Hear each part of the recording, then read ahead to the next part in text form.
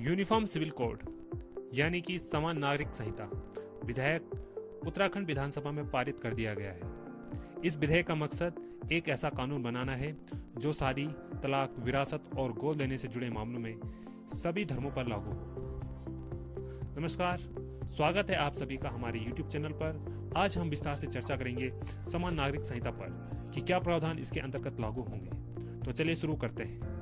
शुरू करने से पहले यदि आप चैनल पर नए हैं तो चैनल को सब्सक्राइब करना ना भूलें, साथ ही वीडियो को लाइक और शेयर जरूर करें।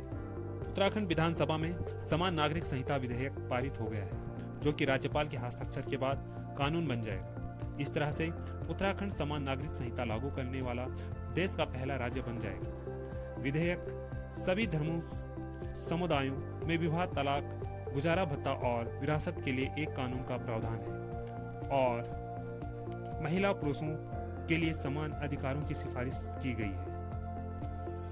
अनुसूचित जनजातियों को इस कानून की परिधि से बाहर रखा गया है।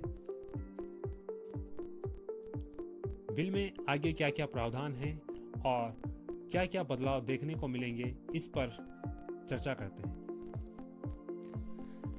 सबसे पहले चर्चा करते हैं कि विवाह के बारे में इस विधेयक में क्या प्रावधान है।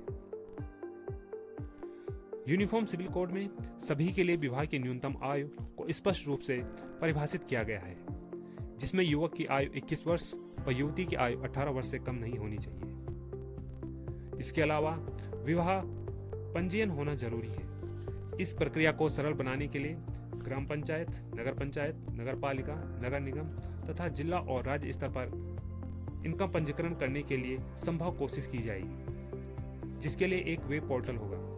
साथ ही पंजीकृत कराने वालों को ही योजनाओं व सुविधाओं का लाभ मिलेगा, जबकि विधेयक आने से पहले पंजीकरण करवाना अनिवार्य नहीं था। इस संहिता में पति अथवा पत्नी के जीवित होने की स्थिति में दूसरे विवाह को पूर्णतः प्रतिबंधित कर दिया गया है। अब तलाक के बाद दोबारा उसी पुरुष से या अन्य पुरुष से विवाह करने के लिए महिलाओं को किसी प्रकार की शर्तों में नहीं बांधा जा सकता है। यदि ऐसा कोई विषय संज्ञान में आता है तो इसके लिए 3 वर्ष की कैद अथवा 1 लाख रुपए जुर्माना या फिर दोनों का प्रावधान होगा। विवाह के उपरांत वैवाहिक दंपतियों में से यदि बिना दूसरे की सहमति के धर्म परिवर्तन करता है तो दूसरे व्यक्ति को तलाक लेने और गुजारा भत्ता क्लेम करने का पूरा अधिकार होगा। इसके अलावा लिव इन रिलेशनशिप के बारे में क्या नियम है, इस बारे में भी चर्चा करते हैं।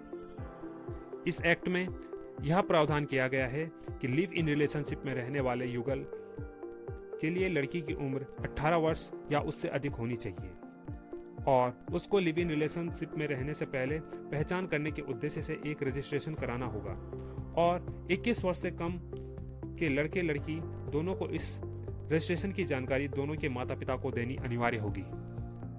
उत्तराधिकार के बारे में इस संहिता में क्या है, आइए जानते हैं। उत्तराधिकार को लेकर आज तक व्यापक विसंगति और भिन्नता रही है। उदाहरण के रूप में देखें तो अधिकांश प्रावधानों में माता, पति पत्नी और बच्चों को तो अधिकार है, परंतु पिता का अधिकार नहीं दिया गया है। इसी प्रकार एक ही व्यक्ति की संतानों में लिंग के आधार पर भी असमानता रही है। यूसीसी में माता पिता को मृतक की संपत्ति में एक अंश निर्धारित किया गया है। संपत्ति के अधिकार में पुत्र पुत्री में व्यापक असमानताओं को दूर किया गया है। हिंदू उत्तराधिकार अधिनियम, भारतीय उत्तराधिकार अधिनियम व शरीयत अधिनियम में उत्तराधिकार की भिन्नता एवं पुत्री के अधिकार की विसंगतियों को समान नागरिक संहिता में दूर करते हुए एक व्यक्ति की समस्त संतानों को समान अधिकार प्रदान करने की व्यवस्था की गई है। अर्थात उत्तराधिकार से संपत्ति प्राप्त करने के अधिकार में बेटा बेटी को एक समान अधिकार दिए जाने का प्रावधान है।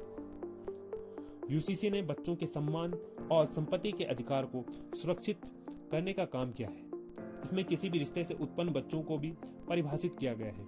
वहीं दूसरी ओर किसी भी प्रकार उत्पन्न बच्चों को संपत्ति में समान अधिकार प्रदान करने का प्रावधान किया गया है। यह कानून गर्भस्थ शिशु के अधिकारों को भी सुरक्षित करने का काम कर रहा है। अन्य संतानों की भांति गर्भस्थ में पल रहे शिशु को भी समान अधिकार प्रदान किए जाएंगे।